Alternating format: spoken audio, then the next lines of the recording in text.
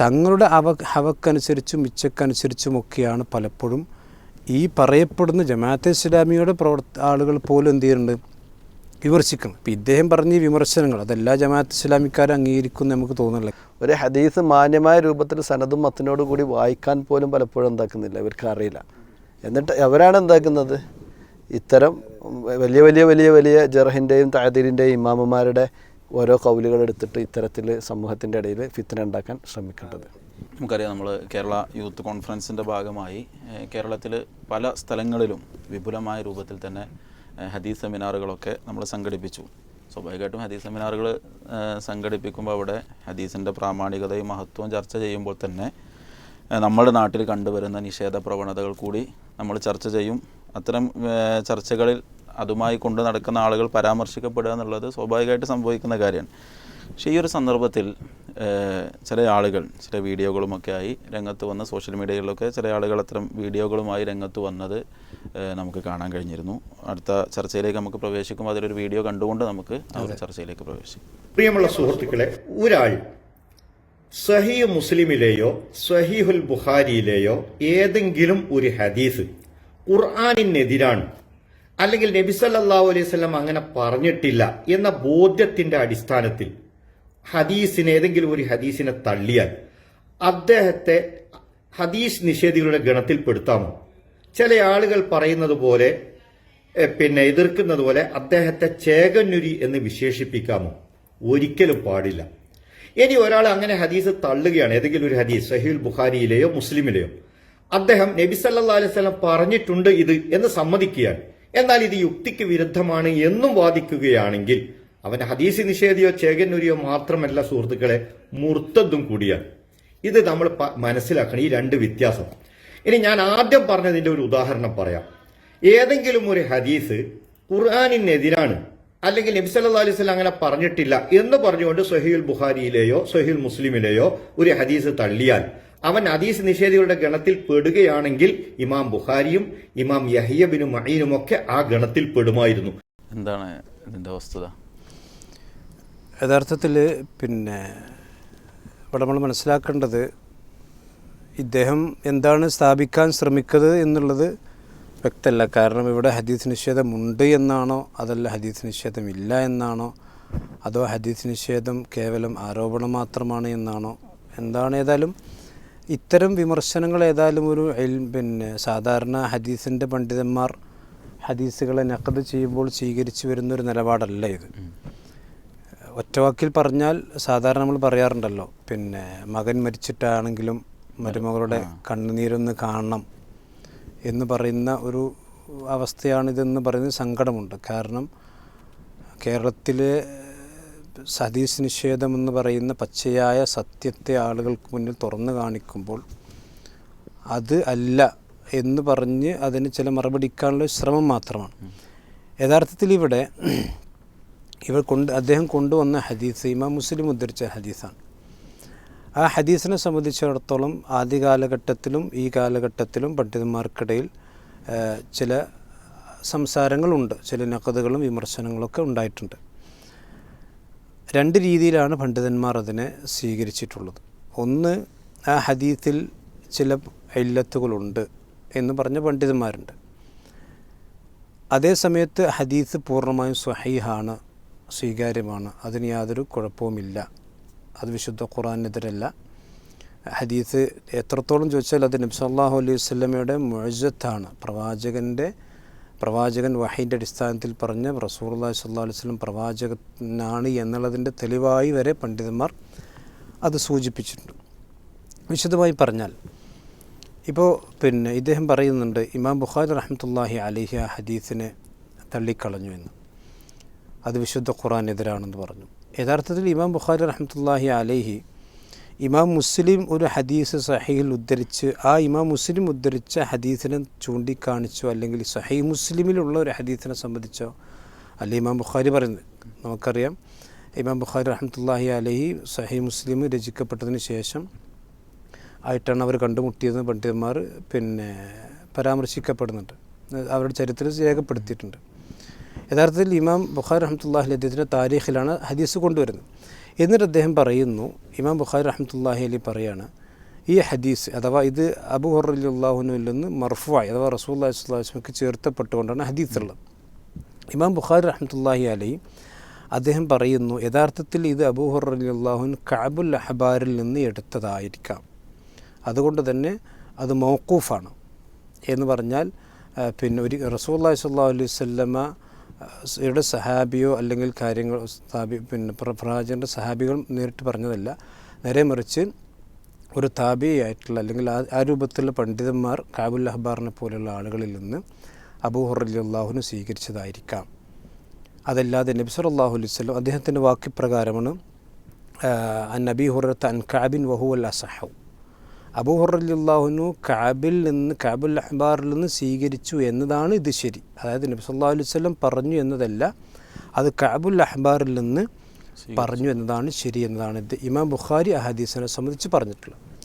യഥാർത്ഥത്തിൽ ഇമാം ബുഖാരി റഹ്മത്തുള്ളാഹി അലൈഹി അദ്ദേഹം അതൊരിക്കലും വിശുദ്ധ ഖുർആനെതിരാണ് എന്ന വാചകം ഇമാം ബുഖാരിയുടെ പരാമർശങ്ങൾ എവിടെ നമ്മൾ കാണുന്നില്ല, അത് നമ്മൾ പ്രത്യേകം മനസ്സിലാക്കുക.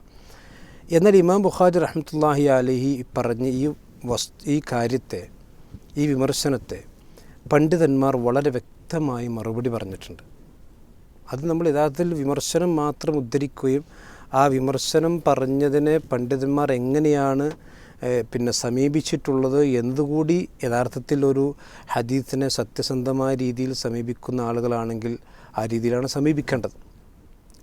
ഇവിടെ ഇമാം ബുഖാരി റഹ്മത്തുള്ളാഹി അലൈഹി കഅബുൽ അഹ്ബാറിൽ നിന്ന് എടുത്തതായിരിക്കാം എന്ന് പറയുമ്പോൾ അത് ആരിൽ നിന്ന് എടുത്തു, ഏത് റാവിയാണ് കഅബുൽ അഹ്ബാറിൽ നിന്ന് ഉദ്ധരിച്ചത്, അതായത് അബൂ ഹുറൈറ റളിയല്ലാഹു അൻഹു പിന്നെ കഅബുൽ അഹ്ബാറിൽ നിന്ന് എടുത്തിരുന്നത് ആ റാവിയെ പറഞ്ഞില്ല, റവാ ബഅ്ദുഹും എന്ന് പറഞ്ഞു. ചില ആളുകൾ അങ്ങനെ എടുത്തതായിരിക്കാം. അപ്പോൾ ഈ എടുത്ത ആളുകൾ ആരാണെന്ന് ഇമാം ബുഖാരി വ്യക്തമാക്കിയിട്ടില്ല. അത് ഈ പണ്ഡിതന്മാർ പറഞ്ഞൊരു മറുപടിയുടെ ഒരു ഭാഗമാണ്. രണ്ടാമത്തത്, ഇത് നബി സല്ലല്ലാഹു അലൈഹി വസല്ലമയിൽ നിന്ന് തന്നെ അബൂ ഹുറൈറ റളിയല്ലാഹു അൻഹു നേരിട്ട് കേട്ട് ശ്രവിച്ചതാണ്, അത് കഅബുൽ അഹ്ബാറിൽ നിന്ന് ഉദ്ധരിച്ചതല്ല എന്നുള്ളതിന് ആ ഹദീസിൻ്റെ ലഫ്ള് തന്നെ തെളിവായി പണ്ഡിതന്മാർ പറയുന്നുണ്ട്. കാരണം അഖദ മിൻ റസൂലുള്ളാഹി സ്വല്ലല്ലാഹു അലൈഹി വസല്ലം ബിയദി, അതായത് പ്രവാചകൻ്റെ കൈക്ക് പിടിച്ചിട്ട് അതെന്നാൽ റസൂലുള്ളാഹി സ്വല്ലല്ലാഹു അലൈഹി വസല്ലമയുടെ കരങ്ങളിൽ നിന്ന് തന്നെ ഞാൻ നേരിട്ട് കേട്ടതാണ്, ഞാൻ പ്രവാചകൻ നേരിട്ട് കേട്ടതാണ് എന്ന് മഹാനായ അബൂ ഹുറൈറ റളിയല്ലാഹു അൻഹു തന്നെ വ്യക്തമാക്കി പറയുന്നുണ്ട്. അപ്പോൾ അതുകൊണ്ട് തന്നെ അദ്ദേഹം ഒരു സഹാബി ഞാൻ പ്രവാചകനിൽ നിന്ന് കേട്ടതാണെന്ന് വ്യക്തമായി പറയുമ്പോൾ അത് പിന്നീട് കഅബുൽ അഹ്ബാറിൽ നിന്ന് എടുത്തതാണെന്ന് പറയുന്ന വിമർശനം വസ്തുതാപരമല്ല എന്നാണ് പണ്ഡിതന്മാർ ചൂണ്ടിക്കാണിച്ചത്. മൂന്നാമത്തെ ഒരു കാര്യം, കഅബുൽ അഹ്ബാറിൽ നിന്ന് ഉദ്ധരിച്ചതല്ല ഇത് എന്നുള്ളതിന് ഉലമാക്കൾ കൊടുക്കുന്ന ഏറ്റവും പ്രസിദ്ധമായ ഒരു മറുപടിയുണ്ട്. അതെന്താ വെച്ചാൽ കഅബുൽ അഹ്ബാറിൽ നിന്നും അതുപോലെ തന്നെ അബ്ദുല്ലാഹി ഇബ്നു സലാം ഇവരിൽ നിന്നുമൊക്കെ ഈ പിന്നെ ബദുൽ ഖൽക്കുമായി ബന്ധപ്പെട്ട് അഥവാ പ്രപഞ്ചത്തിൻ്റെ സൃഷ്ടിപ്പുമായി ബന്ധപ്പെട്ടുകൊണ്ട് ചില ഹദീസുകളൊക്കെ വന്നിട്ടുണ്ട്. ഇപ്പോൾ ഇമാം മുസ്ലിം റഹ്മത്തുള്ളാഹി അലൈഹി തൻ്റെ സഹീൽ കൊടുക്കുകയും ഇമാം നവവി അതിന് ബാബ് കൊടുക്കുന്നതന്നെ ബാബു ഇബ്തിദാഇൽ ഖൽഖ്, പ്രപഞ്ചത്തിൻ്റെ സൃഷ്ടിപ്പിൻ്റെ ആരംഭം എങ്ങനെയാണെന്നുള്ളതാണ്. ഈ കഅബുൽ അഹ്ബാറിൽ നിന്നും അബ്ദുല്ലാഹി ഇബ്നു സലാമിൽ നിന്നൊക്കെ ഉദ്ധരിക്കപ്പെടുന്ന റിവായത്തുകൾ പരിശോധിച്ചൊക്കെ ദഈഫാണ്.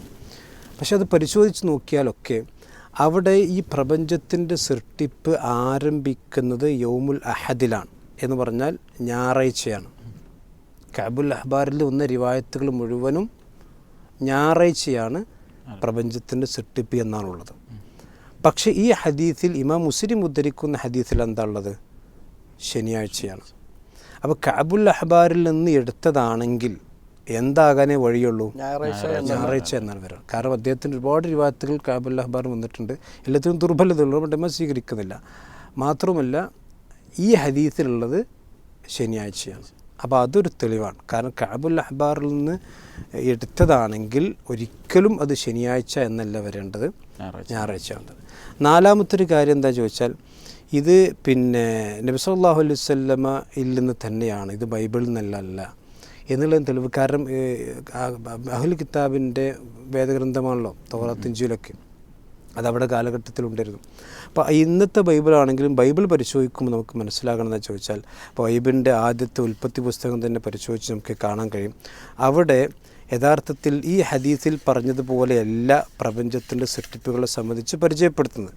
അവിടെ ആദ്യം പറയുന്നത് ദൈവം വെളിച്ചത്തെ സൃഷ്ടിച്ചു എന്നാണ്. വെളിച്ചമാണ് ദൈവം ആദ്യം സൃഷ്ടിച്ചത്. പക്ഷേ ഇമാം മുസ്ലിം ഉദ്ധരിക്കുന്ന ഈ ഹദീസിലുള്ളത് അല്ലാഹു സുബ്ഹാനഹു വ തആല പറഞ്ഞത് വെളിച്ചത്തെ നബി സല്ലല്ലാഹു അലൈഹി വസല്ലം പറഞ്ഞ വെളിച്ചത്തെ അല്ലാഹു സൃഷ്ടിക്കുന്നത് യൗമുൽ അർബിഅയിലാണ്, ബുധനാഴ്ചയാണ്. പക്ഷേ ബൈബിളിലുള്ളത് ആദ്യം പിന്നെ ബൈബിളിലുള്ളത് ഒന്നാമത് വെളിച്ചത്തെ സൃഷ്ടിച്ചു. പക്ഷേ ഹദീസിലുള്ളത് റസൂലുള്ളാഹി സ്വല്ലല്ലാഹു അലൈഹി വസല്ലം പറഞ്ഞത് പിന്നെ വഖലഖല്ലാഹു അസ്സ വജല്ല തുർബത്ത യൗമുസ്സബത്ത്, അഥവാ യൗമുസ്സബത്ത് ശനിയാഴ്ച ദിവസമാണ് അല്ലാഹു സുബ്ഹാനഹു വ തആല ഭൂമിയുടെ തുർബത്തിനെ സൃഷ്ടിച്ചത് എന്ന്. അപ്പോൾ ഇതൊരിക്കലും അഹ്ലു കിതാബിൽ നിന്ന് എടുത്തതാകാൻ വഴിയില്ല, അത് നബി സല്ലല്ലാഹു അലൈഹി വസല്ലം തന്നെ പറഞ്ഞതാകാനേ വഴിയുള്ളൂ എന്ന് കൃത്യമായി ഇതിൽ പറയുന്നുണ്ട്. മാത്രമല്ല ബൈബിളിൽ ഇന്ന് നമ്മൾ കാണുന്ന ഈ പ്രപഞ്ചത്തിൻ്റെ സൃഷ്ടിപ്പിൻ്റെ ഒരു തർത്തീബുണ്ട്. 6 ദിവസം പ്രപഞ്ചം സൃഷ്ടിച്ചു, 7ാമത്തെ ദിവസം ദൈവം വിശ്രമിച്ചു എന്നൊക്കെ പറയുന്ന ചില പോഴത്തങ്ങളൊക്കെ ബൈബിളുണ്ടല്ലോ. പക്ഷെ അങ്ങനത്തെ ഒരു അബദ്ധങ്ങളോ കാര്യങ്ങളോ അല്ലെങ്കിൽ ആ തർത്തീബിലുള്ള വ്യത്യാസങ്ങളൊന്നും ഈ ഹദീസിൽ കാണുന്നില്ല എന്നുള്ളത് തന്നെ. അപ്പോൾ ഇമാം ബുഖാരി റഹ്മത്തുള്ളാഹി അലൈഹി പറഞ്ഞ ആ വിമർശനം, ഈ ഹദീസിനെ സംബന്ധിച്ച് പറഞ്ഞ വിമർശനം നിലനിൽക്കുന്നതല്ല എന്ന് പണ്ഡിതന്മാർ വളരെ കൃത്യമായ തെളിവുകളുടെ അടിസ്ഥാനത്തിൽ തന്നെ മറുപടി പറഞ്ഞിട്ടുണ്ട്. ഇതാണ് ഇമാം ബുഖാരി അതിനെ സംബന്ധിച്ച്. അല്ലാതെ ഇമാം ബുഖാരി ഈ ഹദീസ് എടുത്തിട്ട് കണ്ടു ഇമാം മുസ്ലിമിൻ്റെ ഹദീസിൽ അങ്ങനെ ഒരുപാട് ഖുർആനെതിരായ ഹദീസുണ്ട്. ഇപ്പം നമ്മൾ ചില ആളുകൾ ഇതൊക്കെയാണുള്ള ആളുകൾ ഒരു പ്രോപ്പഗണ്ട, അത് ഏതെങ്കിലും ഒരു ഹദീസ് എടുത്ത് വെച്ച് മൊത്തം കിതാബിൻ്റെ ആ മഹത്വത്തെ ആളുകൾക്ക് മുമ്പിൽ ഇടിച്ച് താഴ്ത്തി കാണിക്കുന്ന ഒരു രീതിയൊന്നും മുഹദ്ദിഥീങ്ങൾ ആരും ചെയ്തിട്ടില്ല. അവർ അവരുടേതായ ചില നഖദുകൾ പറഞ്ഞു, അതിന് പണ്ഡിതന്മാർ വൈജ്ഞാനികമായി മറുപടിയും പറഞ്ഞു. ഇതാണ് പണ്ട് ലോകത്ത് നടന്നുകൊണ്ടിരിക്കണം. ഇതുപോലെ തന്നെ ശ്രദ്ധിക്കേണ്ട ഒരു കാര്യം, അതെ, ഇപ്പോൾ ഇമാം മുസ്ലിം റഹിമഹുല്ല ഈ ചർച്ചകളുടെ മുമ്പല്ല, അതായത് ഇബ്നു മദീനിയുടെയും അതല്ലെങ്കിൽ ഇമാം ബുഖാരിയും ഈ ചർച്ച ചെയ്യുന്നതിൻ്റെ മുമ്പ് അല്ല ഒരിക്കലും ഈ ഹദീസ് അദ്ദേഹത്തിൻ്റെ മുസ്ലിമിൽ കൊണ്ടുവരുന്നത്. അതെ, അതായത് സ്വഹീഹ് മുസ്ലിം എന്ന് പറയുന്നത് ഈ പറഞ്ഞ പണ്ഡിതന്മാരുടെയൊക്കെ കാലശേഷമല്ല ഇമാം മുസ്ലിം ഒരർത്ഥത്തിൽ വരുന്നത്.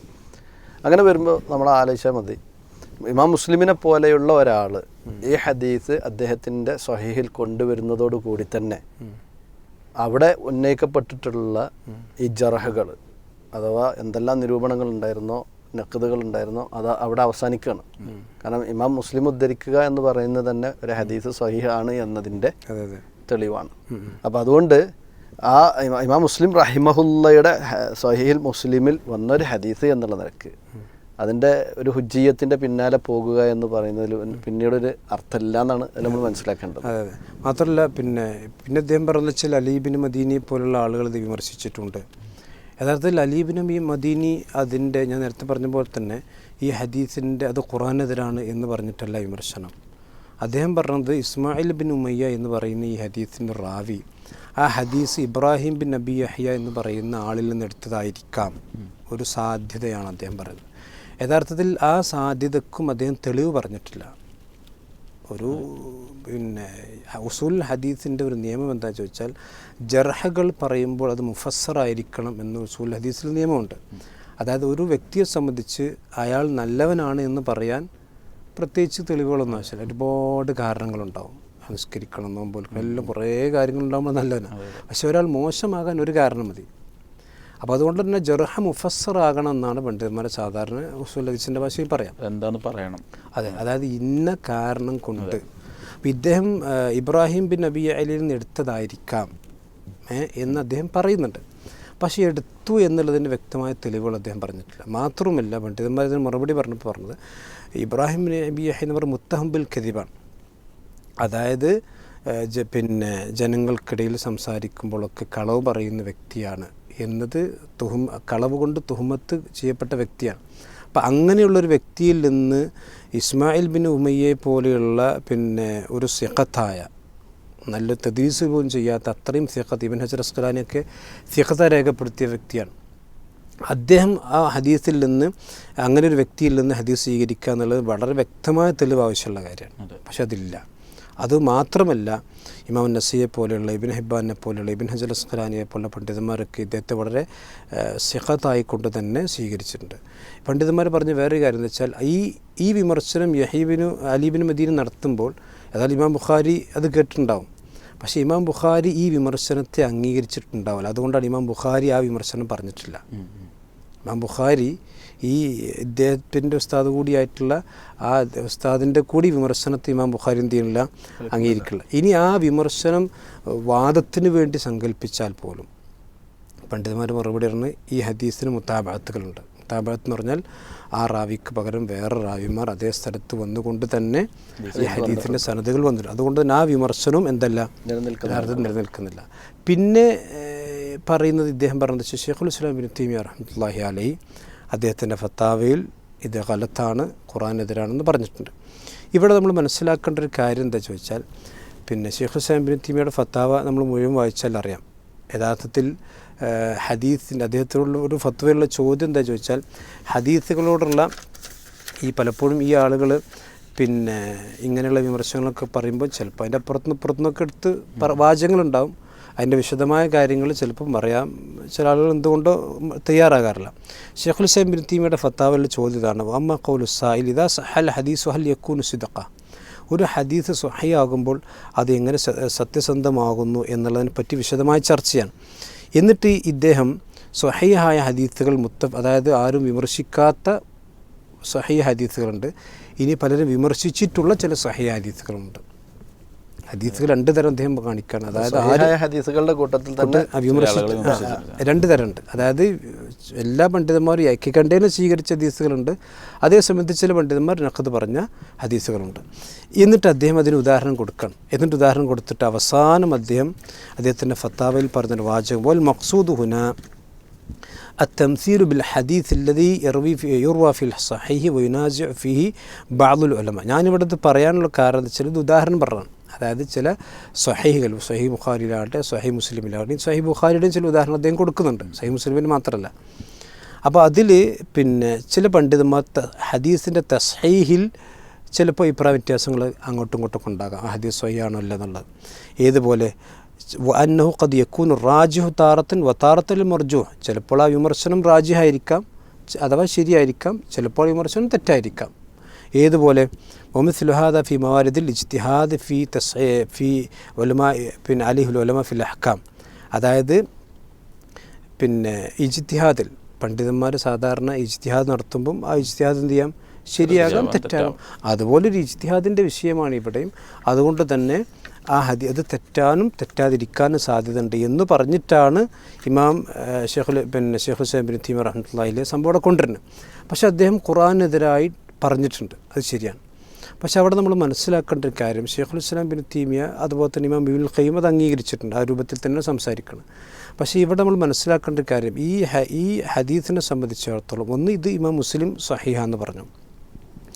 രണ്ടാമത്തത് ഇമാം മുസ്ലിം മാത്രമല്ല, ഇബ്നുൽ ജൗസി, അതുപോലെ തന്നെ ഇമാം അബൂബക്കർ അൽ-അംബാരി, ഇമാം നവവി, ഇബ്നു ഇസ്ഹാഖ്, അതുപോലെ തന്നെ ഇമാം ബൈഹഖി, അതുപോലെ തന്നെ ഇബ്നു മന്ദ, ഇമാം നസൈ, ഇബ്നു ഹിബ്ബാൻ, ഇവരൊക്കെ ഈ ഹദീസ് സ്വഹീഹാണ് എന്ന് പറയുകയും അതവരുടെ ഗ്രന്ഥങ്ങൾ രേഖപ്പെടുത്തുകയും ചെയ്തതാണ്. ഇമാം നവവി നമുക്കറിയാം മുസ്ലിമിന് ശറഹ് എഴുതിയ പണ്ഡിതനാണ്.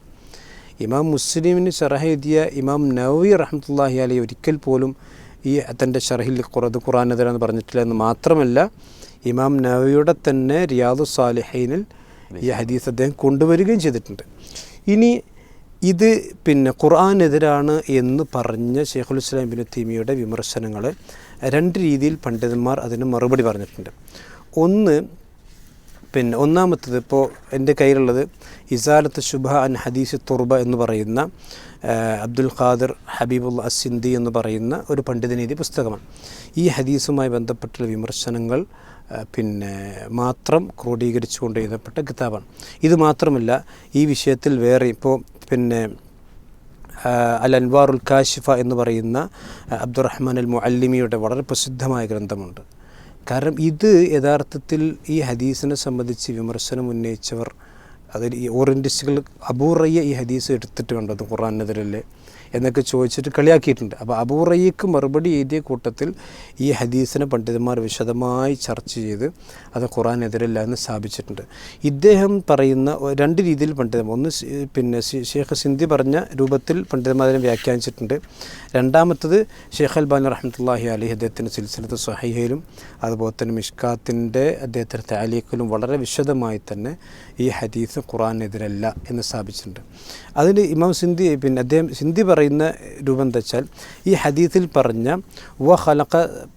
ഈ ഹദീസിൻ്റെ അവസാന ഭാഗത്തുള്ള വഖലഖ ആദം അലൈഹിസ്സലാം ബഅദൽ അസ്രി യൗമുൽ ജുമഅ, ഇതിപ്പോൾ ഇവർ എണ്ണിയത് ഇത് 7ാമത്തെ ദിവസമായിട്ടാണ് അവർ എണ്ണിയത്.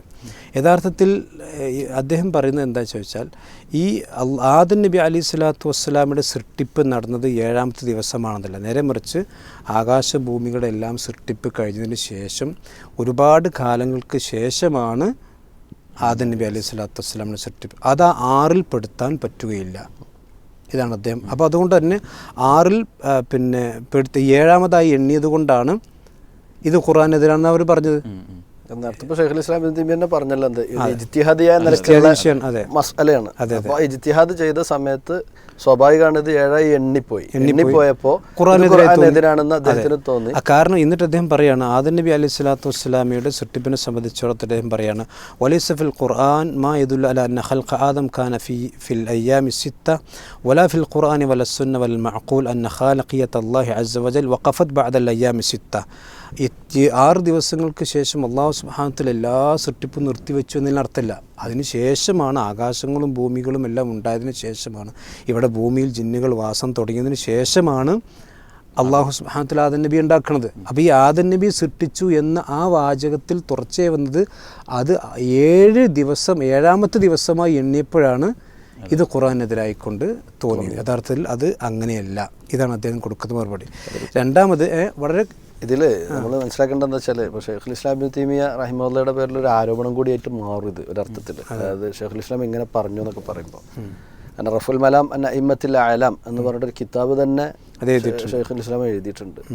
അതിൽ എങ്ങനെയാണ് ഈ അഭിപ്രായ ഭിന്നതകൾ വരുന്നത്, അഭിപ്രായ വ്യത്യാസങ്ങളുടെ കാരണങ്ങൾ എന്താണ്, അതിൻ്റെ പേരിൽ എന്താക്കാൻ പാടില്ല, പരസ്പരം അങ്ങോട്ടും ഇങ്ങോട്ടും വിമർശിക്കുന്നൊരു സാഹചര്യം ഉണ്ടാകരുതെന്നാണ്.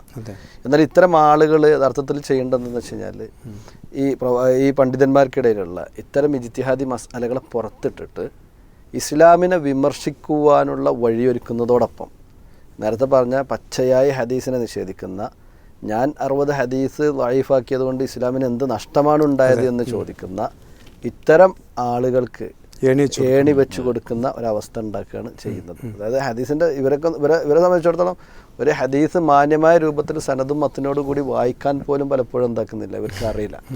എന്നിട്ട് അവരാണ് എന്താക്കുന്നത്, ഇത്തരം വലിയ വലിയ വലിയ വലിയ ജർഹിൻ്റെയും തഅദീലിൻ്റെയും ഇമാമുമാരുടെ ഓരോ കൗലുകൾ എടുത്തിട്ട് ഇത്തരത്തിൽ സമൂഹത്തിൻ്റെ ഇടയിൽ ഫിത്ന ഉണ്ടാക്കാൻ ശ്രമിക്കും. അതെ.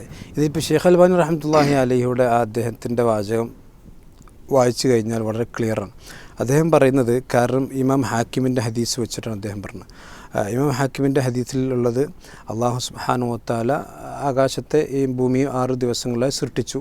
പിന്നീട് ഈ ഭൂമിയുടെ സൃഷ്ടിപ്പിൻ്റെ വിശദമായ കാര്യങ്ങളാണ് ഈ ഹദീസ്, ഇമാം മുസ്ലിമിൻ്റെ ഹദീസ്. അതുകൊണ്ടാണ് ഇമാം മുസ്ലിമിൻ്റെ ഹദീസിൽ ആകാശത്തിൻ്റെ സൃഷ്ടിപ്പുമായി ബന്ധപ്പെട്ട പരാമർശമില്ല. നമുക്കറിയാമല്ലോ, ഈ ആകാശഭൂമികളുടെ സൃഷ്ടിപ്പ് 6 ദിവസങ്ങളിലാണ്, ഫിസിത്തത്തി അയ്യാമാണ് അത് ഖുർആൻ പറഞ്ഞിട്ടുള്ളത്.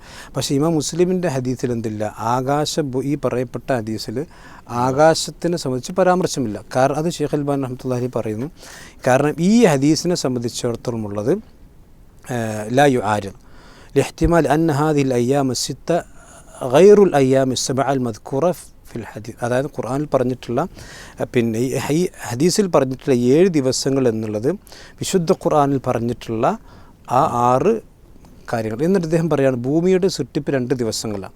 ഈ 2 ദിവസങ്ങളെന്ന് പറയുമ്പോൾ ഈ ദിവസം എന്ന് പറയുന്നത് നമ്മുടെ ഈ 24 മണിക്കൂർ രൂപമല്ലല്ലോ. കാരണം അല്ലാഹു സുബ്ഹാനഹു വ തആല തന്നെ ദിവസങ്ങളെ സംബന്ധിച്ച് പിന്നെ വിശുദ്ധ ഖുർആനിൽ അതിൻ്റെ എണ്ണങ്ങൾ പിന്നെ അൽഫി സനത്തിൻ എന്ന് പറഞ്ഞിട്ടുണ്ട്, ചിലതിൽ 50 അൽഫി സനത്ത് എന്ന് പറഞ്ഞിട്ടുണ്ട്. അതായത് അള്ളാഹുവിൻ്റെ അടുക്കലുള്ള ദിവസങ്ങളുടെ എണ്ണത്തെ സംബന്ധിച്ച് 1000 വർഷം എന്ന് പറഞ്ഞിട്ടുണ്ട്, അതുപോലെ തന്നെ 50,000 എന്നൊക്കെ പറഞ്ഞിട്ടുണ്ട്. അപ്പോൾ നമ്മൾ ഇന്ന് കാണുന്ന ഒരു ദിവസമല്ല, നേരെ മറിച്ച് തബക്കകളും അതിൻ്റെ പിന്നെ ഘട്ടങ്ങളാണ്.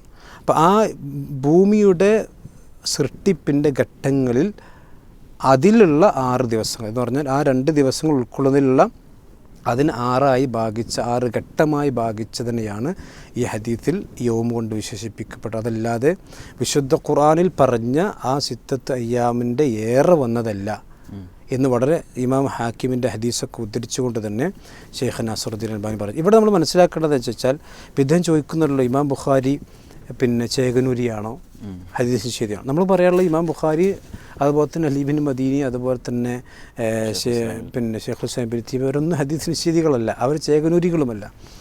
അതേ സമയത്ത് ഈ ഹദീസുകൾ ഇതുപോലെ ആരെങ്കിലും നഖദ് പറഞ്ഞു, അതായത് ഇന്ന ഹദീസുകൾക്ക് ഇന്ന കുഴപ്പങ്ങളൊക്കെ ഉണ്ട്, അതുകൊണ്ട് ഞാൻ മാറ്റി നിർത്തുന്നു എന്ന് കാര്യകാരണ സഹിതം ആരെങ്കിലും പറഞ്ഞിട്ടുണ്ടെങ്കിൽ അവരെ നമ്മൾ ഹദീസ് നിഷേധികൾ ആരും വിളിക്കാറില്ല, വിളിച്ചിട്ടില്ല. അതേ സമയത്ത് തങ്ങളുടെ ഹവക്കനുസരിച്ചും ഇച്ഛക്കനുസരിച്ചുമൊക്കെയാണ് പലപ്പോഴും ഈ പറയപ്പെടുന്ന ജമാഅത്തെ ഇസ്ലാമിയുടെ ആളുകൾ പോലും എന്ത് ചെയ്യുന്നുണ്ട്, വിമർശിക്കണം. അതിലൊരു കാര്യം കൂടി ഞാൻ സൂചിപ്പിക്കാൻ ആഗ്രഹിക്കുന്നത് വെച്ചാൽ ഇപ്പോൾ ഇദ്ദേഹം പറഞ്ഞ ഈ വിമർശനങ്ങൾ അതെല്ലാ ജമാഅത്ത് ഇസ്ലാമിക്കാരും അംഗീകരിക്കുമെന്ന് നമുക്ക് തോന്നുന്നില്ല. കാരണം ഹദീസിനോടൊക്കെ കുറച്ചൊക്കെ മഹബത്തൊക്കെ ഉള്ള ആളുകൾ അത് കൂട്ടത്തിൽ ഉണ്ടാവുമെന്നാണ് നമ്മൾ വിചാരിക്കുന്നത്. പക്ഷേ ഇതുപോലുള്ള കുറച്ച് ആളുകൾ മാത്രമാണ് ഈ ഒരു വിമർശനവുമായിക്കൊണ്ട് യഥാർത്ഥത്തിൽ മുന്നോട്ട് വരാറ്. അതുകൊണ്ട് തന്നെ ഇമാം ബുഖാരി ഹദീസ് നിഷേധിയാണ് ചേകനുണ്ടിയാണെന്ന് ചോദിച്ചാൽ ഒരിക്കലുമല്ല. ഇമാം ബുഖാരി ഹദീസ് നിഷേധനം ചെയ്ത ആളാണ്. അതേ സമയത്ത് ഇമാം ബുഖാരിയുടെയും ഷെയ്ഖുൽ ഇസ്ലാമിൻ്റെയും ഒക്കെ മറ പിടിച്ചുകൊണ്ട് ചില ആളുകൾ എന്ത് ചെയ്യുന്നുണ്ട്, ഇവിടെ ഹദീസ് നിഷേധിക്കുന്നുണ്ട് എന്നുള്ളത് പച്ചപരവർത്തനം മാത്രമല്ല, അത്തരം ആളുകൾ തങ്ങളുടെ ഹവക്കനുസരിച്ചുകൊണ്ട് നിഷേധിക്കുന്നതാണ് ശരി. ഇത് ശരിക്ക് സഹീഹുൽ മുസ്ലിമിനെ കുറിച്ച് മാത്രമല്ല, ഇമാം ബുഖാരി റഹ്മത്തുള്ളാഹി അലൈഹി കുറിച്ചും അദ്ദേഹത്തിന്റെ വിമർശനങ്ങൾ വന്നിട്ടുണ്ട്. നമുക്ക് അതിന്റെ ഒരു ഉദാഹരണം കാണാം. ഹദ്ദസന അബ്ദുറഹ്മാൻ ഇബ്നു അബ്ദില്ല യാനി ഇബ്ന ദീനാർ അൻ അബീഹി അൻ അബി സ്വാലിഹിൻ അൻ അബി ഹുറൈറത റളിയല്ലാഹു തആല അൻഹു അനിൻ നബിയ്യി സല്ലല്ലാഹു അലൈഹി വസല്ലം ഖാല. ഇത് യഥാർത്ഥത്തിൽ ബുഖാരി റഹ്മത്തുള്ളാഹി അലൈഹിയുടെ ഹദീസിനെയാണ് ഇപ്പോൾ ഇദ്ദേഹം ഷെയ്ഖ് അൽബാനി വിമർശിച്ചെന്ന് പറഞ്ഞു. ഇവിടെ നമ്മൾ മനസ്സിലാക്കേണ്ട ഒരു കാര്യം എന്ന് വെച്ചാൽ ഞാൻ പറഞ്ഞല്ലോ നേരത്തെ ഇമാം ബുഖാരിയുടെയും അതുപോലെ തന്നെ ഇമാം ഷെയ്ഖ് അൽബാനി അതുപോലെ തന്നെ ഷെയ്ഖ് ഹുസൈൻ ബിൻ തീബയുടെയൊക്കെ വിമർശനങ്ങൾ എടുത്തിട്ട് ഈ ഹദീസുകളൊക്കെ ഇങ്ങനെ പൊതുസമൂഹത്തിൽ ചർച്ചയാക്കുന്നവർ യഥാർത്ഥത്തിൽ ആ ഹദീസിൻ്റെ സനദ് പോലും വായിക്കാൻ തെറ്റുകൂടാതെ വായിക്കാൻ അറിയില്ല എന്നുള്ളത് സങ്കടകരമായ കാര്യമാണ്. നേരത്തെ ഷഫീ സുലൈഹി അതിന് കഴിയാത്തവരാണ് പണ്ഡിതന്മാരെ കുറിച്ച് വിമർശിക്കുന്നത്. അതായത് ഹദീസിന്റെ സനദുകൾ വായിക്കൽ അങ്ങനെയല്ല. ഹദ്ദസന എന്ന് പറയുമ്പോൾ എന്നോട് പറഞ്ഞു എന്നർത്ഥം. അപ്പോൾ തന്നെ അതായത് സാധാരണ മുഹദ്ദിസീങ്ങളുടെ ഹദീസുകൾ വായിക്കുമ്പോൾ ഉസൂൽ ഹദീസിന്റെ ഏറ്റവും ചെറിയൊരു ബാലപാഠമാണ് ഖാല എന്ന് പറഞ്ഞിട്ട് വായിക്കണം, അല്ലെങ്കിൽ ആ ഇമാമിൻ്റെ പേര് പറഞ്ഞിട്ട് വായിക്കണം. അത് പോട്ടെ, ഞാൻ പറഞ്ഞ ഇമാം ബുഖാരിയുടെ ഹദീസിനെ സംബന്ധിച്ചും ഇദ്ദേഹം ഷെയ്ഖ് അൽബാനി ലഈഫ് എന്ന് പറഞ്ഞു. യഥാർത്ഥത്തിൽ ആ ഷെയ്ഖ് അൽബാനി തൻ്റെ സിൽസിലത്തുൽ ലഈഫയിൽ കൊടുത്ത വിശദീകരണം ഒന്ന് വായിച്ചിരുന്നെങ്കിൽ യഥാർത്ഥത്തിൽ ഈ തെറ്റിദ്ധാരണ ഉണ്ടാകുമായിരുന്നില്ല. മുഴുവനായി വായിച്ച് മനസ്സിരുത്തി നല്ല ശുദ്ധമായ ഹൃദയത്തോട് വായിക്കുക. കാരണം ഇതല്ലല്ലോ ഉദ്ദേശം, ജനങ്ങൾക്കിടയിൽ ഇസ്തിബാഹ് ഉണ്ടാക്കുക. യഥാർത്ഥത്തിൽ ഇമാം ഷെയ്ഖ് നാസറുദ്ദീൻ അൽബാനി റഹ്മത്തുള്ളാഹി അലൈഹി അവിടെ അബ്ദുറഹ്മാൻ എന്ന് പറയുന്ന ഒരു റാവിയുള്ള ഹദീസിനെ സംബന്ധിച്ച് ലഈഫ് എന്ന് പറഞ്ഞിട്ടുണ്ട്, സനദ് മാത്രം. ഈ ഹദീസ് 2 തുറക്കിലൂടെ ഇമാം ബുഖാരി കൊണ്ടുവന്നിട്ടുണ്ട്. അതിലൊരു തുർക്കിൽ അബ്ദുറഹ്മാൻ എന്ന് പറയുന്ന റാവിയുണ്ട്. അദ്ദേഹം ബുഖാരിയുടെ മുത്തക്കല്ലിം ഫിഹ റാവിയാണ്. മുത്തക്കല്ലിം ഫിഹ എന്ന് ബുഖാരിയുടെ റാവിമാരിൽ ചില പണ്ഡിതന്മാർ ചില റാവിമാരെ ആക്ഷേപിച്ചിട്ടുണ്ട്. അത് ലോകത്തെല്ലാ ആളുകൾക്കും അറിയുന്ന കാര്യമാണ്. ഷെയ്ഖ് നാസറുദ്ദീൻ അൽബാനി റഹ്മത്തുള്ളാഹി പറയുന്നു, അതിന് ഇബ്നു ഹജർ ഖസ്ഖനി മറുപടി പറഞ്ഞിട്ടുണ്ട്. പക്ഷേ ആ മറുപടി എൻ്റെ അടുക്കൽ തൃപ്തികരമല്ല. അതുകൊണ്ട് തന്നെ അബ്ദുറഹ്മാൻ എന്ന് പറയുന്ന റാവി എൻ്റെ അടുക്കൽ ലഈഫാണ്. പക്ഷെ അപ്പോൾ ഉടനെ തന്നെ അദ്ദേഹം പറയാണ്, അബ്ദുറഹ്മാൻ എന്ന് പറയുന്ന റാവി ഇല്ലാത്ത ഹദീസ് ബുഖാരിയിലുണ്ട്, അത് ഞാൻ സ്വീകരിക്കുന്നുണ്ട്. അപ്പോൾ യഥാർത്ഥത്തിൽ ഷെയ്ഖ് നാസറുദ്ദീൻ അൽബാനി റഹ്മത്തുള്ളാഹി അലൈഹി ബുഖാരിയിൽ ഒരു ഹദീസിന് ഒരിക്കലും എന്ത് ചെയ്യണില്ല, തള്ളുന്നില്ല. ഇവർ ചെയ്യുന്നതോ, ഇവർ ജമാഅത്ത് ഇസ്ലാമിക്കാരും അതുപോലെ മറ്റുള്ള ആളുകളുമൊക്കെ മ്യൂസിക്കിൻ്റെ ഹദീസാണെങ്കിലും മറ്റുള്ള ഹദീസുകളാണെങ്കിലൊക്കെ അവർക്ക് പറ്റാത്ത ഏതെങ്കിലും റാവിയിലുണ്ടോ നോക്കും, എന്നിട്ട് അത് ആരെങ്കിലും ലൈഫാക്കിയിട്ടുണ്ടോ നോക്കും, എന്നിട്ട് അത് ലൈഫാക്കാൻ നോക്കും. അപ്പോൾ നമ്മൾ ആ റാവി ഇല്ലാത്ത ഹദീസ് കൊടുത്താൽ അപ്പോൾ ഇനി വേറെ ഞാൻ പറഞ്ഞ് വീണ്ടും തള്ളും. യഥാർത്ഥത്തിൽ ഇത് മുഹദ്ദിഥീങ്ങളുടെ ശൈലിയല്ല, ഇതാണ് നഖദ് എന്ന് പറഞ്ഞു. അതായത് ഒരു റാവിയെ സംബന്ധിച്ചിടത്തോളം ആഴത്തിൽ പഠനം നടത്തുന്ന വ്യക്തിക്ക് ആ റാവിയെ സംബന്ധിച്ചുള്ള പിന്നെ ആക്ഷേപങ്ങളിൽ ചില കഴമ്പുണ്ട് എന്ന് തോന്നുകയാണ്. അതൊക്കെ ആഴമായി പഠിച്ച ആളുകൾക്കേ തോന്നുള്ളൂ. ഇതുപോലെ സനദ് പോലൊന്നും വായിക്കാൻ അറിയാത്ത ആളുകളെ സംബന്ധിച്ചിടത്തോളം ഇപ്പോൾ ഇമാം ബുഖാരി റഹ്മത്തുള്ളാഹിയുടെ സനദാണ് ഇപ്പോൾ വായിച്ചത്. അതെ, വായിച്ചിട്ട് ഇമാം ബുഖാരി എന്തായിരുന്നാലും തൻ്റെ ഉസ്താദാണല്ലോ ഈ പറഞ്ഞ ആളുകൾ, സനദിൽ വരുന്ന ആളുകൾ. അപ്പോൾ തൻ്റെ ഉസ്താദിനെ കുറിച്ച് പോലും ബോധമില്ലാത്ത ഒരാളാണ് എന്ന ചർച്ചയും കൂടി ഇവിടെ വരും. ഒരു ഭാഗത്ത് കൊണ്ടുവന്നത് എന്താണെന്ന് വെച്ച് കഴിഞ്ഞാൽ മുസ്ലിമിൻ്റെ സനദ് കൊണ്ടുവന്നിട്ട് അതിനെ വിമർശിച്ച ആളാണ് ബുഖാരി എന്ന് പറഞ്ഞു. ഇവിടെ വന്നിട്ട് എന്ത് ബുഖാരി കൊണ്ടുവന്ന സനദിൽ പിഴവുണ്ട് എന്നാണ്. അപ്പോൾ ഇതിലിപ്പോൾ യഥാർത്ഥത്തിൽ സംഭവിച്ചത് എന്താണ്? ബുഖാരിക്കും ഇൽമില്ല, മുസ്ലിമിനും ഇൽമില്ല. മുസ്ലിമിനെ തള്ളാൻ വേണ്ടി ബുഖാരിനെ പിടിച്ചു, ബുഖാരിനെ തള്ളാൻ വേണ്ടി അൽബാനിനെ പിടിച്ചു. ഇതാണ് ഇത്തരം ആളുകളുടെ മൊത്തത്തിലുള്ളൊരു കാഴ്ചപ്പാട്. നമ്മൾ മനസ്സിലാക്കേണ്ടതെന്ന് വെച്ചാൽ ഇനി ഇവരുടെ വിമർശനത്തിൻ്റെ അടിസ്ഥാനം എന്ന് പറഞ്ഞാൽ പിഴച്ച കക്ഷികളായിട്ടുള്ള മുഅ്തസിലിയത്തും അതുപോലെ തന്നെ അശ്അരിയത്തൊക്കെ എന്തൊക്കെ അസിലാണോ വെച്ചത് ആ അസിലിലൂടെയാണ് ഇവർ പോകൽ. ഇപ്പോൾ മൗദൂദി സാഹിബ് അടക്കം ഒരു ഭാഗത്ത് അദ്ദേഹം ഹദീസിനെ നിഷേധിച്ച ആളുകൾക്ക് ശക്തമായി മറുപടി പറയുമ്പോൾ തന്നെ ആ മുഖമാണ് ജനങ്ങളുടെ മുമ്പിൽ കൂടുതൽ അറിയുക. അതേസമയത്ത് ഖബർ വാഹിദ് അത് ഒരിക്കലും തന്നെ ഹുജ്ജത്തല്ല അഖീദക്ക് എന്ന് പറഞ്ഞ് ഇങ്ങപ്പുറത്തുകൂടെ എന്തായിട്ടുണ്ട്, ധാരാളം ഹദീസുകൾ നിഷേധിച്ചിട്ടുണ്ട്. ഈ ഹദീസ് നിഷേധത്തെ തുറന്നു കാണിക്കാൻ വേണ്ടിയാണ് സലാഹുദ്ദീൻ മഖ്ബൂൽ അഹമ്മദ് ഹഫ്ളഹുല്ല അദ്ദേഹം അസ്സവാബി എന്ന് പറഞ്ഞ ഫി വജ്ഹി സുന്ന ഖദീമൻ വ ഹദീസൻ എന്ന് പറഞ്ഞിട്ട് അദ്ദേഹം കിതാബ് എഴുതിയതു തന്നെ അതിൻ്റെ മുഖദ്ദമ വായിച്ചാൽ നമുക്ക് മനസ്സിലാക്കാൻ കഴിയും മൗദൂദിയെ മാത്രം മുമ്പിൽ കണ്ടിട്ടാണ്. പലപ്പോഴും ഈ മൗദൂദി സാഹിബിനെ പോലത്തെ ആളുകളൊക്കെ ചെയ്ത പണി എന്താണെന്ന് വെച്ച് കഴിഞ്ഞാൽ ഈ പിഴച്ച കക്ഷികൾ ഉണ്ടാക്കിയ ചാസിലെടുത്തിട്ട് നേരത്തെ പറഞ്ഞതുപോലെ ഇത് പറ്റില്ല, ഇത് പറ്റില്ല, ഇത് പറ്റില്ല. റസായിൽ മിസായിൽ അതുപോലെ തന്നെ മറ്റുള്ള പിന്നെ തഫ്സീറുകളൊക്കെ എടുത്തു നോക്കിയത് കാണാൻ കഴിയും. മാത്രമല്ല ഷെയ്ഖ് നാസർ, ഞാൻ നേരത്തെ പറഞ്ഞു, ഷെയ്ഖ് നാസറുദ്ദീൻ അൽബാനി ആ ഹദീസിൻ്റെ ഷറഹിൽ തന്നെ പറയുന്നുണ്ട്. ഇനി ഇത് വിചാരിച്ച് അൽബാനി ബുഖാരിയിൽ ദഈഫുണ്ട് എന്ന് പറഞ്ഞു അൽബാനി ബുഖാരി ആക്ഷേപിച്ചെന്ന് പറയാൻ നടക്കണ്ട എന്ന് പറഞ്ഞ് അദ്ദേഹം വളരെ വിശദമായി പറയുന്നുണ്ട്. നമ്മളെ സംബന്ധിച്ചിടത്തോളം ഇമാം അൽബാനി മുജ്തഹിദാണ്. അദ്ദേഹം ആ പറഞ്ഞിട്ട് നമ്മൾ എന്ത് ചെയ്യണില്ല, അംഗീകരിക്കുന്നില്ല, ലോകത്ത് ആരും അംഗീകരിക്കുന്നില്ല. നേരത്തെ പറഞ്ഞ തന്നെ മുസ്ലിമിനെ സംബന്ധിച്ച് പറഞ്ഞ പോലെ തന്നെ. പക്ഷേ അൽബാനി ഹദീസ് നിഷേധിയാണെന്ന് വെച്ചാൽ അൽബാനി ഹദീസ് നിഷേധിയാണ് നമ്മളാരും പറയുന്നില്ല. കാരണം അതാണ് നഖദ്. അതായത് ഒരു ഹദീസിൽ പിന്നെ അത് തൻ്റെ ഹവക്കനുസരിച്ചിട്ടില്ല, അത് സത്യസന്ധമായ പഠനത്തിലൂടെ ബോധ്യപ്പെടണം. അതേസമയത്ത് ഇവിടെ ജമാഅത്ത് ഇസ്ലാമിക്കാരും അതുപോലെ തന്നെ മറ്റുള്ള ആളുകളും ചെയ്യുന്നത് അതല്ല. അതായത് ഒരു ഭാഗത്ത് ഇപ്പോൾ ഇയാൾ ഈ 2 വീഡിയോ ചെയ്തതിന് എന്താ ലക്ഷ്യം? ഇവിടെ ഹദീസ് നിഷേധികൾ ഉണ്ടെന്ന് പറയാനാണോ ഇല്ലയെന്ന് പറയാനോ? നമ്മൾ പറയുന്നു ഇവിടെ ഹദീസ് നിഷേധികളുണ്ട്. ഇപ്പോൾ ഇതിൻ്റെ കയ്യിലുള്ളത് സിഹർ എന്ന് പറയുന്ന ടി മുഹമ്മദ് സാഹിബിൻ്റെ കിതാബാണ്. ഇത് ജമാഅത്ത് ഇസ്ലാമി ഔദ്യോഗികമായി പ്രസിദ്ധീകരിച്ച പുസ്തകമാണ്. ഇത് ജമാഅത്ത് ഇസ്ലാമിൻ്റെ വലിയ നേതാവാണ് ഇദ്ദേഹം ഈ പുസ്തകത്തിൽ സ്ഥാപിക്കുന്നത് സിഹറില്ല, അത് ഖുർആൻ എതിരാണ് ഹദീസ്. ഞാൻ ചോദിക്കുന്നു, ഇതാരാ പറഞ്ഞത്?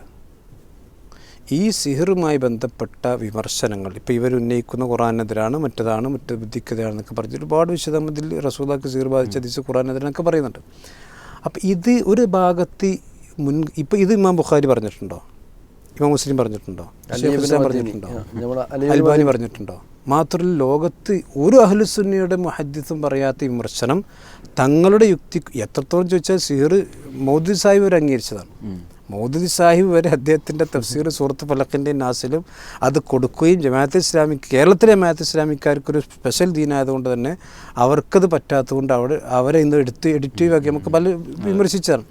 അപ്പോൾ ഇത് യഥാർത്ഥത്തിൽ ഇതാണ് ഹദീസ് നിഷേധം. അതായത് തങ്ങളുടെ നേതാക്കന്മാർ പറഞ്ഞതുപോലും തങ്ങളുടെ ഹവക്കനുസരിച്ചുകൊണ്ട് അഹ്ലുസുന്നയുടെ മാനദണ്ഡം അനുസരിച്ചുകൊണ്ട് ഒരിക്കലും ഇത് നിഷേധിക്കാൻ കഴിയില്ല. ഇമാം ബുഖാരി ലോകത്തുള്ള ഏതാണ്ട് എല്ലാ മുഹദ്ദിസും അംഗീകരിച്ച ഹദീസാണ്. അപ്പോൾ ഇതിനാണ് നമ്മൾ ഹദീസ് നിഷേധം എന്ന് പറഞ്ഞത്. ഇത് മുഹദ്ദിസുകൾ ആരും പറയാത്ത വിമർശനമാണ്. ഇത് ലോകത്തെല്ലാ മുഹദ്ദിസുകളും ഇത് സ്വീകരിച്ചതാണ്. ഇനി വേറൊരു കിതാബ് MV മുഹമ്മദ് സലീം മൗലവിയുടെ ജിന്നും ജിന്നുബാധയും. ഇത് മുഴുവനും നിഷേധമാണ്. ജിന്നുബാധ ഇല്ലാന്നും സിഹറില്ലാന്നും കണ്ണേറില്ല എല്ലാം. അപ്പോൾ ഒരു ഭാഗത്ത് നിഷേധത്തിന് വേണ്ടി കിതാബുകൾ ഇങ്ങനെ ഇറക്കുക, എന്നിട്ട് അത് നിഷേധമാണെന്ന് പറയുന്നവരെ വേറെ മറ്റു ചില പേരുകൾ വിളിച്ചിട്ട് കണ്ടോ അൽബാനി പറഞ്ഞില്ലേ അൽബാനി എത്ര അൽബാനി ഇവിടെ പറഞ്ഞ അൽബാനി ജില്ലില്ല പറഞ്ഞിട്ടുണ്ടോ? ജിന്നുബാധില്ല. ഷെയ്ഖ് ഇസ്ലാം ബിൻ പറഞ്ഞിട്ടുണ്ടോ? ഷെയ്ഖ് ഇസ്ലാമിൻ്റെ 10 വായിച്ചിട്ടുണ്ടെങ്കിലും ഇതൊക്കെ ജിന്ന് പിന്നെ എത്രയോ സംഭവങ്ങൾ അദ്ദേഹം വിശദീകരിച്ചിട്ടുണ്ട്. അപ്പോൾ ഇതിനാണ് നമ്മൾ ഹദീസ് നിശ്ചയം. മാത്രമല്ല ജമാഅത്ത് ഇസ്ലാമിയുടെ വലിയൊരു നേതാവാണല്ലോ അബ്ദുറഹ്മാൻ സാഹിബ്. അദ്ദേഹത്തിൻ്റെ ജമാഅത്ത് ഇസ്ലാമിയുടെ ഹദീസ് പതിപ്പിൽ, പ്രബോധനത്തിൻ്റെ ഹദീസ് പതിപ്പിൽ മൂസാ നബി അലൈഹി സ്വലാത്തു വസ്സലാമിയുമായി കൊണ്ട് ബന്ധപ്പെട്ട് വന്ന ഹദീസിനെ പൊട്ടൻ കഥ എന്ന് പറഞ്ഞു. നമ്മൾ ചോദിക്കുന്നു, ഇത് ഹദീസ് നിഷേധമാണ്. പൊട്ടൻ കഥ ഇതൊരു വിമർശനമാണല്ലോ. ശരി, ഈ വിമർശനം ആരാ പറഞ്ഞത്? മുൻഗാമികൾ വിമർശിച്ചതിനെ ആണ് എടുത്തുദ്ധരിക്കുകയാണെങ്കിൽ ഈ ഹദീസിനെ സംബന്ധിച്ച് പൊട്ടൻ കഥ എന്ന് ഈ 14 നൂറ്റാണ്ട് കാലഘട്ടത്തിൻ്റെ ഉമ്മത്തിൽപ്പെട്ട ഒരാൾ പറഞ്ഞു കാണിക്കട്ടെ? അങ്ങനെയില്ല. അപ്പോൾ തങ്ങളുടെ ഹവക്ക് പറ്റാത്തതും തങ്ങളുടെ ബുദ്ധിക്ക് പറ്റാത്തതും എന്ത് ചെയ്യുക? തള്ളുക ഒരു ഭാഗത്ത്. പക്ഷെ ആ തള്ളരുത്, അത് നിഷേധമാണ് എന്ന് പറയുന്നവരെന്ത് ചെയ്യുക? ആക്ഷേപിക്കുക. ഇത് യഥാർത്ഥത്തിൽ ഹദീസുകൾ മാത്രമല്ല, ജമാഅത്ത് ഇസ്ലാമിക്കാരെ സംബന്ധിച്ചിടത്തോളം ഹദീസുകൾ മാത്രമല്ല, അവർ റസൂലുള്ളാഹി സ്വല്ലല്ലാഹു അലൈഹി വസല്ലമയുടെ സഹാബത്തിനെയും നഖ്ദ് ചെയ്തവരാണ്, സഹാബത്തിനെയും ആക്ഷേപിക്കുന്നവരാണ്. പിന്നെ ബുഖാരി മുസ്ലിമിൻ്റെ ഹദീസ്, രക്തസാക്ഷ്യം എന്ന് പറയുന്ന അലി ശരീഅത്തിയുടെ പുസ്തകം, അതുപോലെ തന്നെ അൽ അദാലത്ത് ഫിൽ ഇസ്ലാം എന്ന് പറയുന്ന ഇസ്ലാമിലെ സാമൂഹ്യ നീതി, സയ്യിദ് ഖുത്ബിൻ്റെ പുസ്തകം, അത് ട്രാൻസ്ലേറ്റ് ചെയ്തത് ഷെയ്ഖ് മുബാരക്കുന്നാണ്. അതൊക്കെ എടുത്ത് വായിച്ചു നോക്കിയാൽ ഉമർ റളിയല്ലാഹുവിനെ സംബന്ധിച്ച് എന്തൊക്കെ ആരോപണങ്ങൾ, ഉസ്മാൻ റളിയല്ലാഹുവിനെ സംബന്ധിച്ച്, ഉമർ റളിയല്ലാഹുവിനല്ല ഉസ്മാൻ റളിയല്ലാഹുവിനെ സംബന്ധിച്ച് എന്തൊക്കെ ആരോപണം, മുആവിയ റളിയല്ലാഹു. ഇതിന് അലി ശരീഅത്ത് എന്ന് പറയുന്ന ഇറാനിലെ ഷീ പണ്ഡിതൻ്റെ പുസ്തകം വിവർത്തനം ചെയ്ത് സി ഹംസ സാഹിബാണ്. സി ഹംസ ഇന്ന് സമസ്തയിലാണ്. പക്ഷേ ഇതിന് അവതാരിക എഴുതി കൊടുത്തതായിരുന്നു ഞാൻ നേരത്തെ പറഞ്ഞ ടി മുഹമ്മദ് സാഹിബ്. ഇതിൽ ഈ പുസ്തകത്തിൽ ഇനി എന്താ ഇല്ലാത്തത് റസൂലുള്ളാഹിൻ്റെ സഹാബത്തിനെ പറ്റി? ഇതിൻ്റെ അബൂ ഹുറൈറ റളിയല്ലാഹുവിനെ സംബന്ധിച്ച് പറഞ്ഞത്, അബൂ ഹുറൈറ റളിയല്ലാഹു കാശ് വാങ്ങി ഹദീസ് എടുത്ത ആളാണ്. ഞാൻ ചോദിക്കുന്നു, ലോകത്ത് അഹ്ലുസുന്നയുടെ ഏത് പണ്ഡിതനാണ് അത് പറഞ്ഞത്? ഞങ്ങളിത് ഇതിനാണ് നമ്മൾ ഹദീസ് നിഷേധം, സഹാബി മുർസൽ എന്ന് പറഞ്ഞത്. മാത്രമല്ല അബ്ദുല്ലാഹി ഇബ്നു ഉമർ റളിയല്ലാഹു അൻഹു അദ്ദേഹം അങ്ങനെ ചെയ്തിരുന്നു. ഇതിൽ പറയുന്ന 135-ാമത്തെ പേജിൽ ഇതിൻ്റെ കുറിപ്പുകളിൽ കാണാം. സി എം സാഹിബ് ഇതിൻ്റെ കുറിപ്പിൽ പറയാണ്, മുആവിയ റളിയല്ലാഹു അൻഹു അദ്ദേഹം പറയാണ്, അഹ്ലുബൈത്തിൻ്റെയും ഹസ്രത്ത് അലി റളിയല്ലാഹുവിൻ്റെയും അഹ്ലുബൈത്തിൻ്റെയും കടുത്ത എതിരാളിയായിരുന്ന മുആവിയ ഒട്ടനധികം സഹാബികളെ കൊന്നിട്ടുണ്ട്. ജമാഅത്ത് ഇസ്ലാമിക്കാർ അവതാരിക എഴുതി കൊടുത്ത്, അവതാരികതയിൽ ടി മുഹമ്മദ് സാഹിബ് എഴുതിയ എന്തറിയോ? ടി മുഹമ്മദ് സാഹിബ് ഇതിൻ്റെ അവതാരികയിൽ എഴുതിയത് ഇതാണ്. ശരി, പക്ഷേ ഷീഈ വീക്ഷണം അനുസരിച്ച് രൂപീകൃതമായിട്ടുള്ള ഇത്തരം ഒരു പുസ്തകം കൈരളിയിൽ വിവർത്തനം ചെയ്ത് പ്രസിദ്ധീകരിക്കുന്നതിന് പ്രസക്തിയുണ്ടോ? ഇവർ ചോദിക്കാൻ. വൈജ്ഞാനികമായ പ്രസക്തി ഉണ്ടെന്നാണ് ഈ ലേഖൻ്റെ അഭിപ്രായം. റസൂലുള്ളാഹിൻ്റെ സഹാബത്തിനെ കൊലയാളികളാക്കുന്ന, ഹദീസ് സ്വന്തം പണത്തിന് വേണ്ടി കെട്ടിയുണ്ടാക്കിയവരാക്കുന്ന ഉസ്മാൻ ബിൻ അഫ്ഫാൻ റളിയല്ലാഹുവിനെ ജാഹിലിയത്തിലും ഇസ്ലാമിനും ഇടയ്ക്കുള്ള ഇടക്കണ്ണിയായി വിശേഷിപ്പിക്കുന്ന ഈ ഹദീസിന് വൈജ്ഞാനിക പ്രസക്തി ഉണ്ട്. ഇത് യഥാർത്ഥത്തിൽ അഹ്ലുസുന്നയുടെ രീതിയല്ല. അപ്പോൾ ഒരു ഭാഗത്ത് ഹദീസ് നിഷേധം ഇങ്ങനെ പ്രസിദ്ധീകരിക്കുക, എഴുതുക, ഇനിയും ഒരുപാടുണ്ട്. ജമാഅത്ത് ഇസ്ലാമിക്കാർ നിഷേധിച്ച സാമ്പിൾ മാത്രമേ ഞാൻ പറഞ്ഞിട്ടുള്ളൂ. അപ്പോൾ ഇത് ഹദീസ് നിഷേധം എന്നത് യാഥാർത്ഥ്യമാണ്. അതിന് ഏത് അൽബാനിയുടെ മറപിടിച്ചും ഏത് ഷെയ്ഖുൽ ഇസ്ലാമിൻ്റെ കിതാബ് ഉയർത്തിക്കാട്ടിക്കൊണ്ടുവന്നാലും അതൊന്നും ഈ നഗ്നമായ യാഥാർത്ഥ്യത്തെ ഇല്ലായ്മ ചെയ്യാൻ കഴിയില്ല. അതേ സമയത്ത് ഹദീസ് നിഷേധിക്കാത്ത ഒരാൾ നമ്മൾ നിഷേധികളെന്ന് പറയില്ല. ഇപ്പോൾ ഇദ്ദേഹം പറഞ്ഞല്ലോ, റസൂലുള്ളാഹി സ്വല്ലല്ലാഹു അലൈഹി വസല്ലമയുടെ ഹദീസാണെന്ന് വിശ്വസിച്ച് തള്ളിക്കളഞ്ഞാൽ അദ്ദേഹം മുർത്തദ്ദാണ്. നമ്മൾ പറയുന്നു അങ്ങനെ തന്നെയാണ്. പക്ഷെ അങ്ങനെ ഇവിടെ ആരാ ചെയ്യണത്? റസൂലുള്ളാഹിൻ്റെ ഹദീസ് തന്നെയാണ്, പക്ഷെ എൻ്റെ ഹവക്കത് സ്വീകരില്ല. അതുകൊണ്ട് നബി പറയില്ല. ലോകത്ത് ചേകനൂരും അങ്ങനെ തന്നെ നിഷേധിച്ചിട്ടില്ല. മുഅ്തസിലിയാക്കളൊക്കെ അങ്ങനെ തന്നെയല്ലേ. അതിൽ വേറെ രസം ശ്രദ്ധിക്കേണ്ട എന്താ വെച്ചാൽ, ഇപ്പം ഇദ്ദേഹം ഉദ്ധരിച്ച 2 ഹദീസുകളും അബൂ ഹുറൈറ റളിയല്ലാഹു അൻഹുവാണ് ഹദീസിലെ റാവി, സഹാബിമാരുടെ ഭാഗത്തുനിന്ന്. ഇപ്പോൾ ഈ ഹൂത്തികളുടെ നേതാവായിട്ടുള്ളൊരു ബദറുദ്ദീൻ എന്ന് പറഞ്ഞൊരു മനുഷ്യൻ, ബദറുദ്ദീൻ അൽ ഹൂത്തി. അയാളാണ് ഈ ഹൂത്തി എന്ന് പറഞ്ഞ സംഘടന ഉണ്ടാക്കിയത്. അപ്പം അയാളുടെ മകനാണ് ഇപ്പോൾ കൊണ്ടെടുക്കേണ്ടത്. ഇയാളുടെ കിതാബിൽ പച്ചയായിട്ട് എഴുതിച്ചൊരു സംഭവമുണ്ട്, അബൂ ഹുറൈറയെ നാം അംഗീകരിക്കില്ല. അതിനുള്ള കാരണം അഹ്ലുബൈത്തിനെതിരിൽ, അലി റളിയല്ലാഹുവിനെതിരിൽ മുആവിയയുടെ കൂടെ നിൽക്കുകയും അയാൾക്ക് വേണ്ടി സംസാരിക്കുകയും ചെയ്തയാളാണ് അബൂ ഹുറൈറ. അതുകൊണ്ട് അബൂ ഹുറൈറ എന്തു പറഞ്ഞാലും എടുക്കാൻ പറ്റില്ല എന്നാണ്. ഇവിടെ ഒരു ഭയങ്കര സാമ്യത വേണ്ട. ഈ ഷിയാക്കളുടെ ഈ പറഞ്ഞ രക്തസാക്ഷിത്വം ഒരു ഭാഗത്ത് പരിഭാഷപ്പെടുത്തുന്നു, ബുഖാരിയിൽ ലൈഫ് ഉണ്ടെന്ന് പറയാനും മുസ്ലിമിൽ ലൈഫ് ഉണ്ടെന്ന് പറയാനും അബൂ ഹുറൈറ റളിയല്ലാഹു അൻഹു ഉദ്ധരിച്ച തന്നെ ഹദീസ് എടുക്കുന്നു എന്ന് വരുമ്പോൾ ഇത് ചില സംശയങ്ങൾക്ക് കൂടി എടുക്കുന്നുണ്ട്. മാത്രമല്ല ഈ അടുത്തൊരു കാലഘട്ടത്തിൽ എന്താ വെച്ചാൽ മൊത്തത്തിൽ ഹദീസ് നിഷേധിക്കുകയും പരിഹസിക്കുകയും ചെയ്യുന്ന ആളുകളൊക്കെ ഒരു കൊടക്കയിലേക്ക് വന്ന് പിന്നെ തങ്ങൾ ഹദീസ് നിഷേധികളല്ല എന്ന്. നമ്മളൊക്കെ ആരെയും ഹദീസ് നിഷേധം ചാപ്പ കുത്തേണ്ട യാതൊരു ആവശ്യം നമുക്കില്ല. നിങ്ങൾ ഹദീസ് നിഷേധികൾ അത് ഏതുപോലെ സമസ്തക്കാർ നമ്മൾ മുശ്രിക്കാക്കിയോ എന്ന് പറഞ്ഞ് ഒരു കാലഘട്ടം നടന്നിരുന്നു. യഥാർത്ഥത്തിൽ അവരുടെ ശിർക്ക് നമ്മൾ ചൂണ്ടിക്കാണിക്കുമ്പം അവരത് തിരുത്താൻ തയ്യാറാകാതെ ഞങ്ങളെ മുശ്രിക്കാക്കി എന്ന് പറഞ്ഞ പോലെ തന്നെയാണ് ഇവിടെ ഹദീസ് നിഷേധം പച്ചയായി നമ്മൾ ഇതല്ലെങ്കിൽ ഇത് നിങ്ങൾ എഴുതിയിട്ടില്ല എന്ന് പറയും.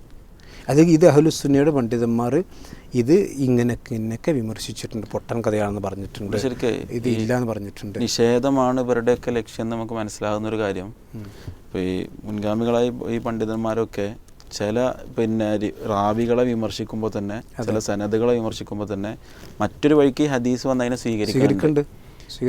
ഇത്തരം ആളുകൾ ഈ സംഭവത്തെ, ആ വിഷയം എന്താണോ അതിനെ തന്നെയാണ് നിഷേധിക്കുന്നത്. അത് എത്ര വഴിയിലൂടെ വന്നാലും റസൂലുള്ളാഹി സ്വല്ലല്ലാഹു അലൈഹി വസല്ലമയുടെ സിഹറുമായി ബന്ധപ്പെട്ട ഹദീസുകൾ മുത്തവാത്തിർ എന്ന് പറഞ്ഞ പണ്ഡിതന്മാരുണ്ട്.